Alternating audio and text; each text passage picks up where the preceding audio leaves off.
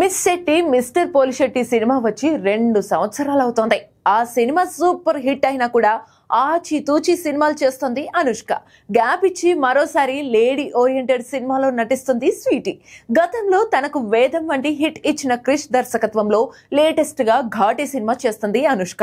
UV creation సమర్పణలో రాజీవ్ రెడ్డి సాయిబాబా నిర్మిస్తున్న ఈ చిత్రానికి క్రిష్ జాగర్లమూడి దర్శకత్వం వహిస్తున్నాడు.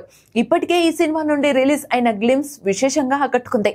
కాగా ఈ సినిమాను సమ్మర్ లో ఏప్రిల్ 18న విడుదల చేసేందుకు ఏర్పాట్లు చేశారు మేకర్స్. కానీ షూట్ డిలే కారణంగా కీలకమైన సీన్స్ వర్క్ ఇంకా పెండింగ్ లో ఉండడంతో వాయిదా వేశారు మేకర్స్.